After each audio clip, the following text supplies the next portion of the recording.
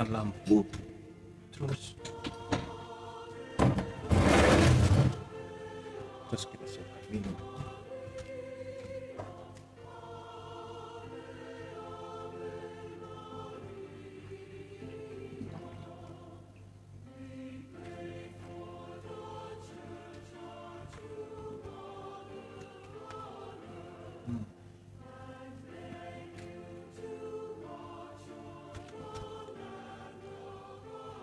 Kecilkan dulu ya, ke atasin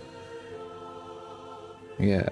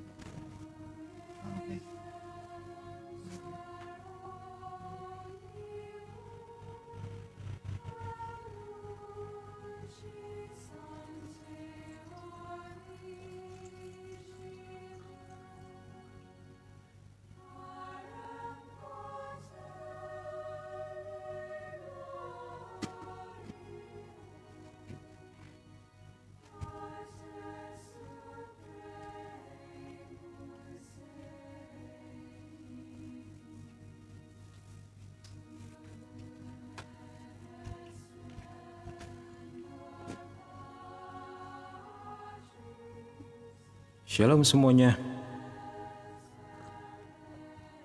Apa kabar? Kita berjumpa lagi. Disetting dulu ya.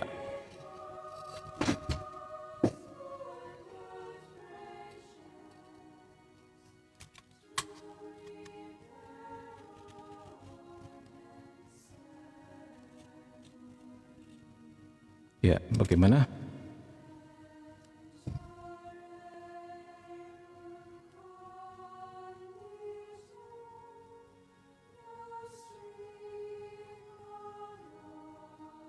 Sambil menunggu temanmu yang lain ya.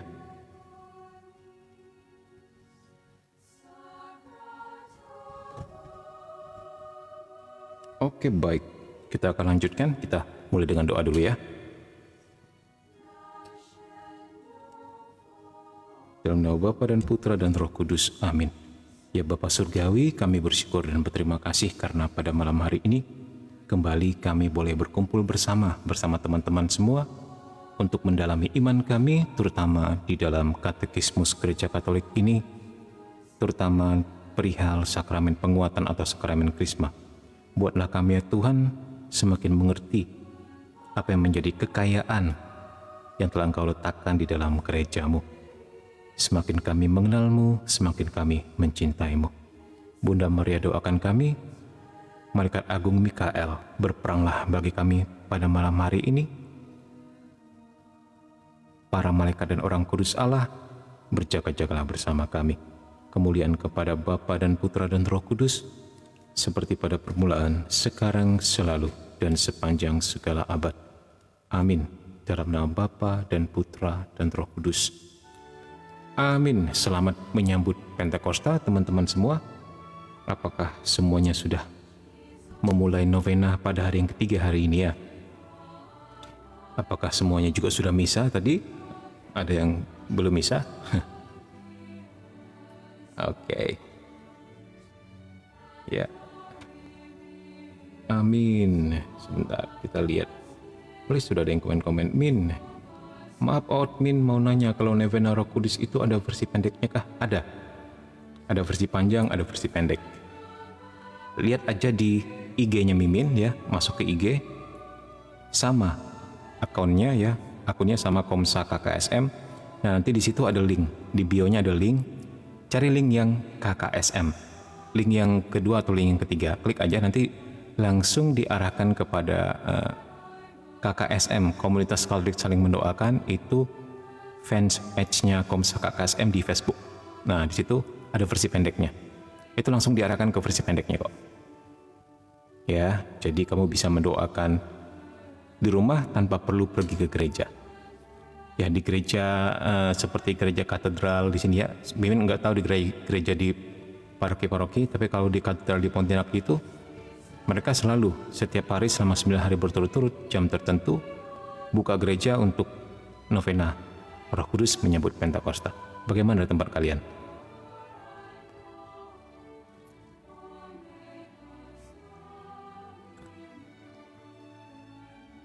Bagaimana? Apakah musiknya kurang besar? Kurang besar, minta tambah lagi ya.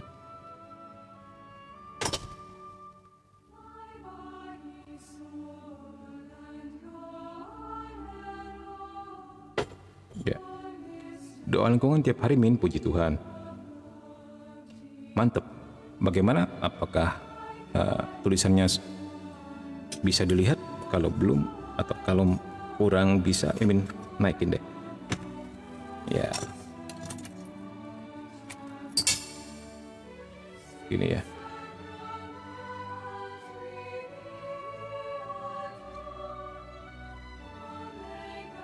Baik, Min, malam ini kita membahas apa? Kita masih membahas sakramen Krisma, ya, atau sakramen penguatan. Jadi diingatkan sekali lagi, sakramen Krisma itu adalah peneguhan, penguatan daripada iman daripada sakramen baptis kita. Dan inilah sakramen yang wajib di dalam inisiasi iman Kristen. Apa saja itu? Yaitu sakramen baptis, sakramen Krisma, dan sakramen Ekaristi. Ini yang disebut inisiasi iman Kristen. Inisiasi itu artinya seperti serangkaian ritus, ya. Sebagai kalau dikatakan inisiasi iman Kristen itu maksudnya hal yang wajib yang harus kita lalui di dalam ritus Kristiani untuk menjadi umat Kristen atau umat Katolik basic, yaitu telah melalui baptis, Krisma, dan Ekaristi. Ya, begitu ya. Oke, baik. Perbedaan signifikan dari yang panjang sama yang pendek apa, Amin? Ya, doanya saja, nggak ada yang beda kok. Tetap ada mohon ketujuh karunia Roh Kudus kan. Nah, itu masing-masing mungkin ada yang bikin sendiri, begitulah menurut Mimin nih. Tapi selalu ada yang inti adalah lagu Roh Kudus, kemudian doa mohon tujuh karunia Roh Kudus, begitu. Hal-hal lain mungkin bisa berbeda untuk hal-hal yang kecil-kecil begitu ya, tapi sama saja ya, namanya intinya kita mau menyambut kedatangan Roh Kudus begitu ya. Yang mana-mana saja, yang penting kamu doa, intinya begitulah. Jangan bingung ya. Ya. Dan semuanya baik, semuanya bagus. Oke, baik, kita sekarang mau masuk kepada nomor 1297 tentang perayaan penguatan.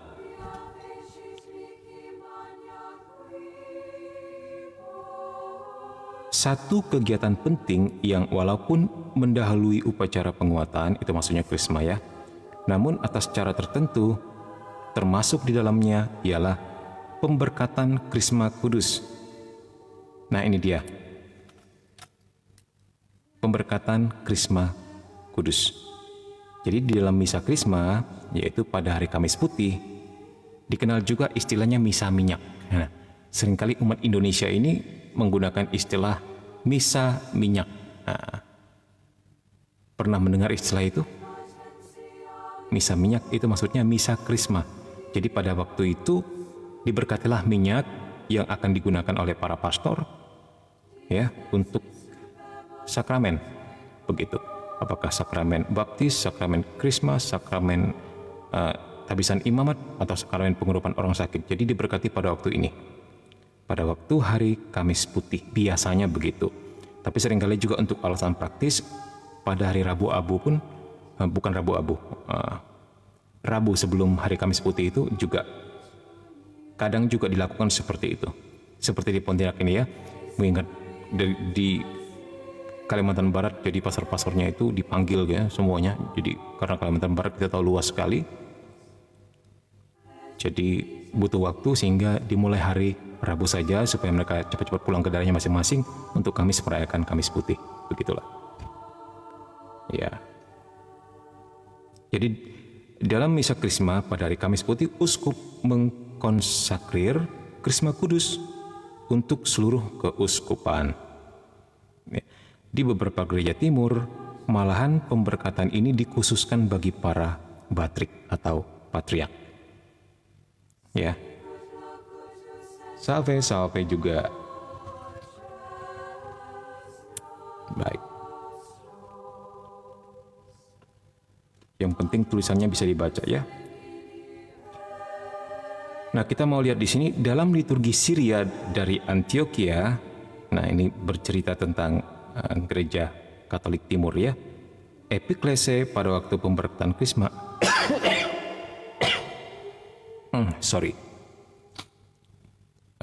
Jadi bersin-bersin begini. Oke. Dalam liturgi Syria dari Antioquia, nanti kamu bisa googling sendiri ya. Gereja Katolik Ritus Timur itu ada berapa jumlahnya gitu. Epiklese pada waktu pemberkatan Krisma Kudus ya, atau Myron. Nah, ini dia Myron. Nampak nggak tulisannya dari sini? Nah, Myron itu maksudnya minyak ya, minyak yang telah disucikan. Ya, tulisannya MYRON. Aplikasinya adalah Bapa utuslah Roh Kudus-Mu atas kami dan atas minyak di depan kami ini, dan mengkonsakrirnya supaya untuk semua orang yang akan diurapi dan ditandai dengannya, ia menjadi satu miron kudus. Ini bacanya apa? Miron aja bacanya ya. Menjadi satu miron kudus. Miron imami, miron rajawi, urapan kegembiraan, pakaian sinar, mantel kebahagiaan, karunia rohani, pengudusan jiwa dan badan, keselamatan abadi, materai tak terhapus, perisai iman dan ketopong besi yang melindungi terhadap semua perbuatan musuh yang jahat. Nah, begitu epiklesianya kalau di gereja Katolik Ritus Timur ya. Artinya apa? Artinya minyak ini sungguh-sungguh memberikan sebuah otoritas daripada perlindungan Roh Kudus, pemberkatan, penghiburan, kegembiraan, semua artikel Roh Kudus ya. Roh Kudus dikatakan apa? Penghibur, pelindung, penunjuk jalan, pemberi kegembiraan dan sebagainya, pemberi karunia rohani, pengurusan jiwa dan badan, keselamatan abadi, materai tak terhapus dan sebagainya, begitu ya. Nah, ini jelas sekali fungsi-fungsi Roh Kudus di dalam epiklese ini ya.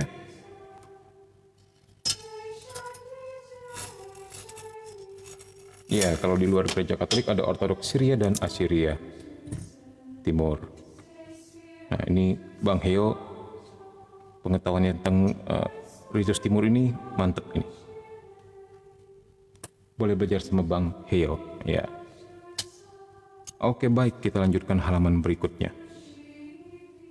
Semoga layarnya terlihat dengan jelas. Terhalang ya, terhalang tulisan ya. Kita mundurin dikit deh. Begini ya.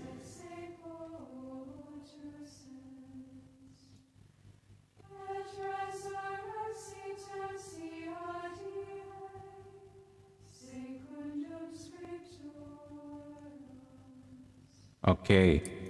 Sekarang kita lihat butir 1298. Apabila upacara penguatan dirayakan terpisah dari pembaptisan, seperti yang berlaku dalam Ritus Roma. Nah, kemarin kita sudah melihat ya bahwa di dalam Ritus Timur, Krisma dan baptis disatukan menjadi satu. Jadi begitu orang dibaptis langsung diberi Krisma. Nah, di dalam Ritus Barat, Ritus Roma, Ritus Latin, yaitu yang biasa kita lakukan di sini. Jadi Indonesia ini kebanyakan Ritus Latin, Ritus Barat atau Ritus Roma ya. Maka Ritus Sakramen dimulai dengan pembaharuan janji pembaptisan dan pengakuan iman dari mereka yang menerima penguatan. Dengan demikian jelaslah bahwa penguatan berhubungan dengan pembaptisan. Kalau seorang dewasa dibaptis, maka ia langsung menerima penguatan dan ikut serta di dalam Ekaristi. Ya.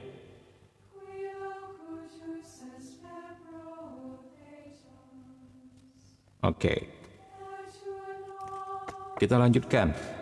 1299. Ya, credo ya. Di dalam ritus Roma, uskup mengulurkan tangan atas kelompok. Kita naikkan lagi. Ya, uskup mengulurkan tangan atas kelompok penerima penguatan, yaitu calon penerima sakramen Krisma ya. Terus satu gerakan yang sejak waktu para rasul merupakan tanda penyerahan roh. Sambil sementara itu uskup memohonkan curahan Roh Kudus. Nah, jadi mengulurkan tangan seperti penumpangan tangan tapi tidak menyentuh, begitu ya. Jadi mengulurkan tangan dalam bentuk seperti doa penumpangan tangan. Doanya seperti ini. Allah yang Maha Kuasa, Bapa Tuhan kami Yesus Kristus, Engkau telah melahirkan kembali para hamba-Mu ini dari air dan Roh Kudus, dan membebaskan mereka dari dosa. Sudilah kiranya mencurahkan Roh Kudus penghibur kepada mereka.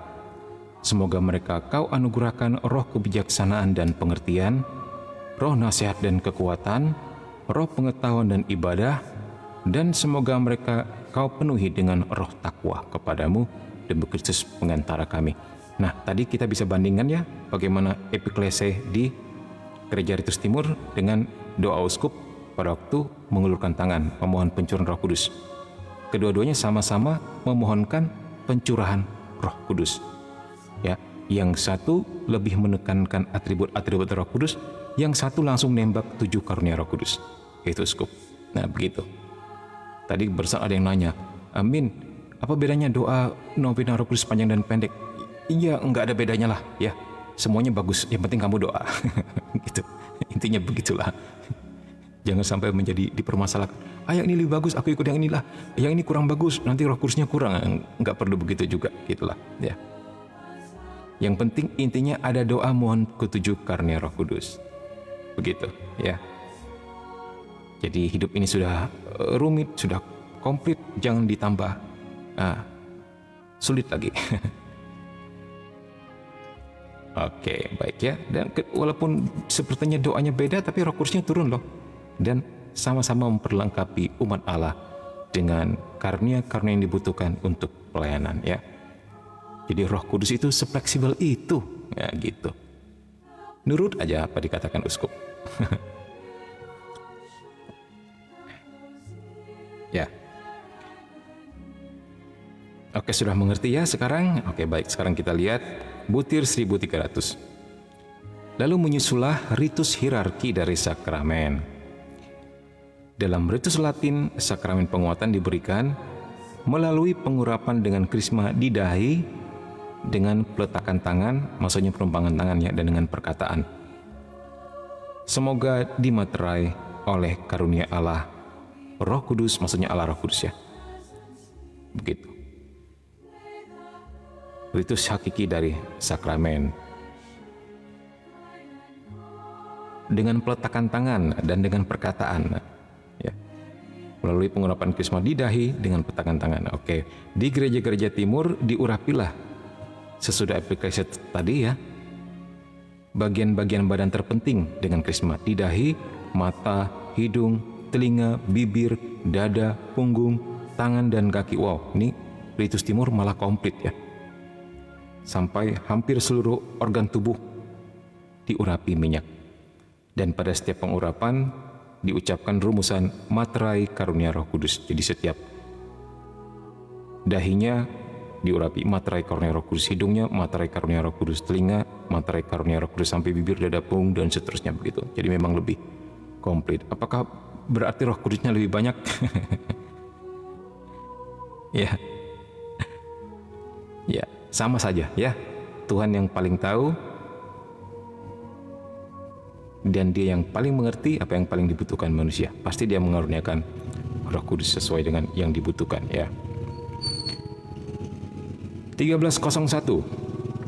Salam damai yang dengannya ritus sakramen itu berakhir menandai dan memberi kesaksian akan persekutuan mereka dengan uskup dan semua orang beriman. Nah ini, terutama di dalam gereja Katolik ritus Latin, ya itu lebih ditekankan lagi bahwa dengan krisma, dengan diperlengkapi dengan diteguhkan, dengan diperkuat rahmat baptismu, dan juga diperlengkapi dengan karunia pelayanan oleh kuasa Roh Kudus, maka kamu menjadi anggota gereja Katolik yang lebih senior, begitulah intinya. Kamu menjadi bersekutu erat dengan uskup dan semua orang beriman. Jadi bukan lagi pada level tingkat dasar. Maksudnya level tingkat dasar itu cuman yang sekedar dibaptis. Oke, sekarang kita mau melihat apa sih buah-buah dari Krisma ini? Kenapa Krisma menjadi penting, Min? Nah, kita akan melihat seperti apa buah-buahnya, ya.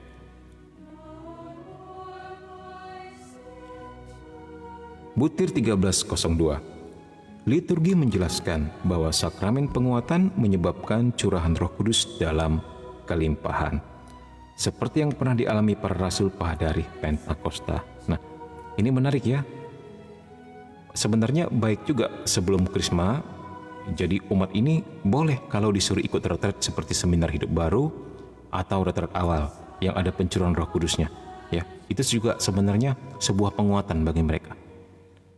Itu baik retret seperti itu sebelum mereka Krisma, supaya mereka lebih menghayati lagi bagaimana kuasa Roh Kudus bisa memperlengkapi setiap orang-orang percaya untuk pelayanan, di mana mereka lebih diteguhkan, ya, di mana mereka juga lebih pede untuk berdoa dalam nama Yesus, sehingga mereka nggak malu-malu lagi mendoakan orang sakit, melakukan doa pelepasan dan pengusiran setan dan sebagainya. Begitu. Sekarang kita mau melihat buah-buah penguatan.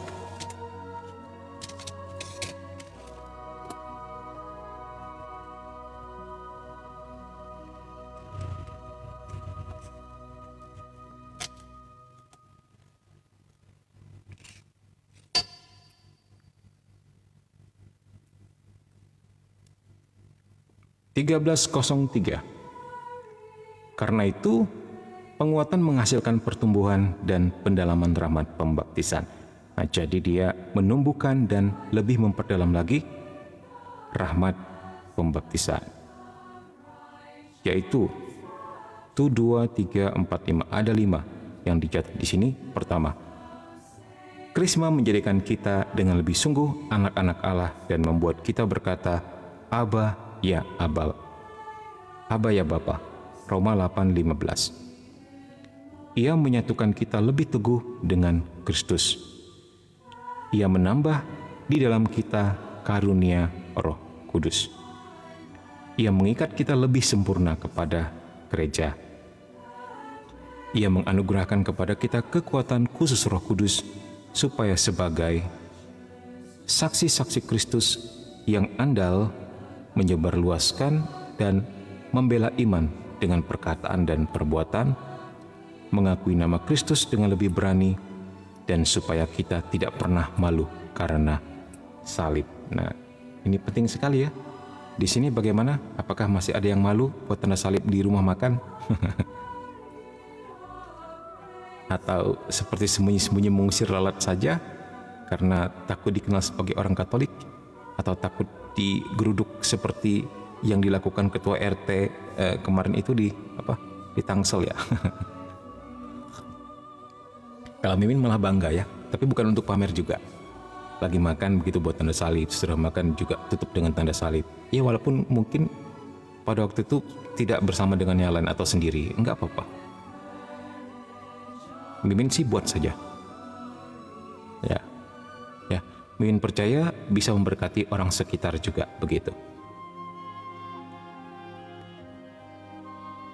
Bagaimana dengan teman-teman? Apakah pede bikin tanda salib?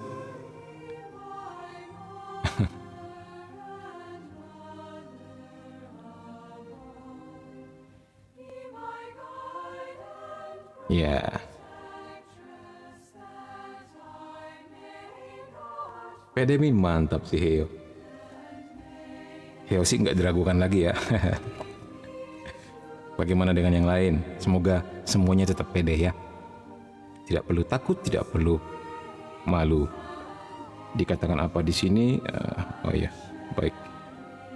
Kita lanjutkan saja. Kita mau melihat kutipan daripada Santo Ambrosius.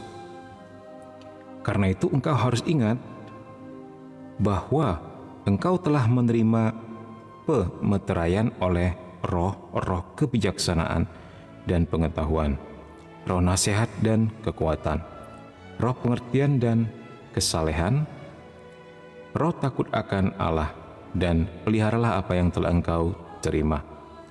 Allah Bapa telah memeteraikan engkau, Kristus Tuhan telah menguatkan engkau dan memberikan jaminan roh ke dalam hatimu. Nah, mantap ya. Semakin dimantapkan, semakin diteguhkan. Ya, jadi untuk mereka yang sudah menerima sakramen Krisma, jangan lupa tugasmu adalah melayani. Bukan lagi minta dilayani, ya. Kamu bukan bayi lagi, tapi kamu sudah senior dalam iman ya. Jadi kamu harus saling mendoakan dan saling melayani. Oke, kita lanjutkan 1304. Seperti pembaptisan yang disempurnakannya, penguatan pun hanya diberikan satu kali saja. Nah, jadi pembaptisan itu hanya satu kali, selebihnya anggap saja main air. Seperti yang diceritakan Romo Patris Allegro ya. Ketika ada yang bertanya, Min, kalau saya sudah dibaptis gereja Katolik, nah kemudian saya ikut teman ke gereja lain atau denominasi lain, kemudian di sana ada acara baptisan, saya ikut-ikutan begitu kan. Satu gereja, dua gereja, tiga gereja, saya ikut-ikutan semua. Terus bagaimana dong? Romonya bilang, anggap saja main air. Karena pembaptisan itu diberi sekali untuk selamanya. Sekali diberi, kepada jiwamu sudah ada tandanya. Sudah dimeteraikan secara Roh Kudus. Si isi surga bahkan neraka tahu bahwa kamu milik Allah. Ya, jadi nggak perlu mesti dibaptis lagi. Demikian juga dengan Krisma, itu pun hanya diberikan satu kali saja. Penguatan mengukir satu tanda rohani yang tidak terhapus. Nah, ini dia materai ya. Satu karakter di dalam jiwa.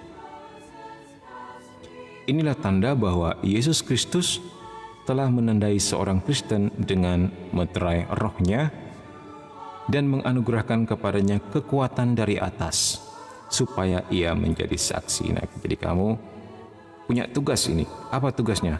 Nah, coba kita lihat Lukas 24, 48, 49.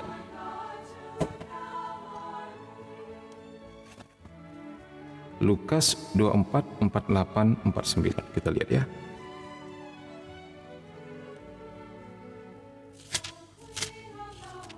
Lukas 24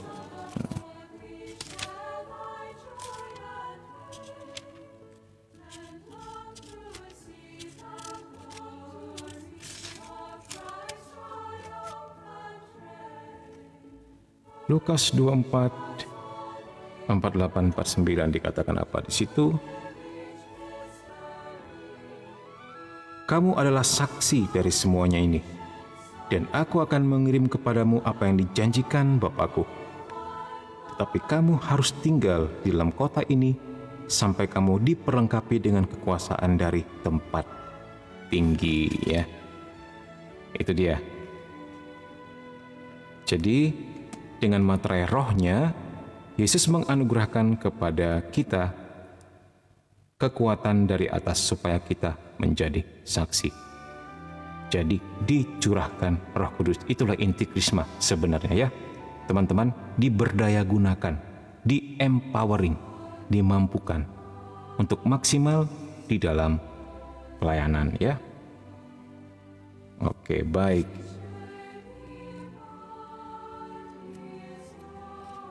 Kita lihat butir berikutnya 1305. Karakter ini menyempurnakan imamat bersama umat beriman yang diterima dalam pembaptisan. Ya, jadi kita ingat ketika kita dibaptis, kita ambil bagian dalam tritugas Kristus. Apa itu? Hidup menjadi imam, menjadi nabi, dan menjadi raja. Nah, tetapi rahmat baptis dikatakan di situ ambil bagian saja, begitu kan? Nah, tetapi begitu kita menerima Krisma, begitu kita diteguhkan, begitu kita dikuatkan, nah kita disempurnakan imamat bersamanya tersebut, sehingga kita menjadi lebih aktif lagi dalam melayani. Kalau dikatakan imamat bersama artinya apa? Menguduskan. Imam itu menguduskan. Kalau nabi mengajar. Nah, kalau pemimpin memimpin, ya, memimpin kepada kebenaran. Imam, nabi dan raja. Pemimpin maksudnya raja. Bersama umat beriman yang diterima dalam pembaptisan. Jadi orang yang menerima penguatan memperoleh kuasa untuk mengakui imannya kepada Kristus secara publik dengan kata-katanya seakan-akan sebagai jabatannya. Wow, ini dari Thomas Aquinas. Seakan-akan kamu itu ya menjabat sebagai apa? Prajurit Kristus, begitulah. Bukan sekedar pion-pion belaka, ya. Seakan-akan rahmat tersebut membuat kamu punya jabatan di surga, begitulah intinya, ya. Semoga semuanya mengerti, ya. Oke, halo Bang, halo juga. Bang, Tuhannya siapa? Tuhannya Tuhan Yesus, ya. Baik, sekarang kita lanjutkan. Siapa dapat menerima penguatan? Nah, ini menarik. Siapa saja Ci yang bisa menerima sakramen Krisma ini? Kita naik dikit. Oke. 1306. Nah, setiap orang yang dibaptis yang belum menerima penguatan dapat dan harus menerima sakramen penguatan. Nah, ini diharuskan untuk mereka yang sudah dibaptis. Ya. Semoga di sini semuanya sudah baptis dan sudah krisma, ya. Oleh karena pembaptisan, penguatan dan ekaristi membentuk satu kesatuan. Ya, kita ulangi, oleh karena pembaptisan, ya, penguatan itu maksudnya krisma. Krisma dan ekaristi membentuk satu kesatuan. Maka umat beriman diwajibkan menerima sakramen itu tepat pada waktunya. Nah, inilah yang disebut dengan inisiasi iman Kristen, baptis, penguatan, dan ekaristi. Ya, begitu. 3 hal ini adalah basic, hal yang mendasar untuk menjadi umat Katolik.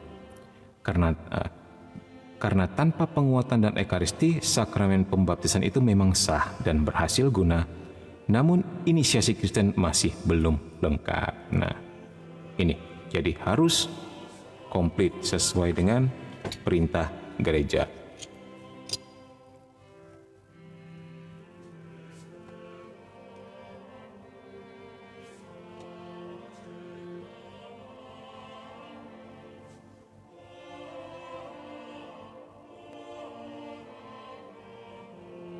Oke, bentar ya. Bang, Bunda Mel diciptakan oleh siapa? Nah, mungkin ada yang ingin menjawab, teman-teman. Boleh sambil mendengarkan, ya. Kita sambil mendengar katekismus. Kalau ada yang bertanya, boleh. Teman-teman juga boleh sambil bantu-bantu menjawab di bawah. Sementara Mimin terus menerangkan, ya. Kita mau melihat 1307.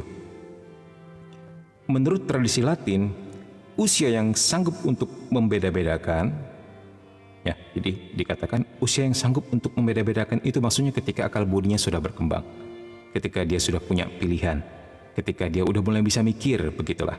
Jadi bukan anak-anak bayi, begitu ya.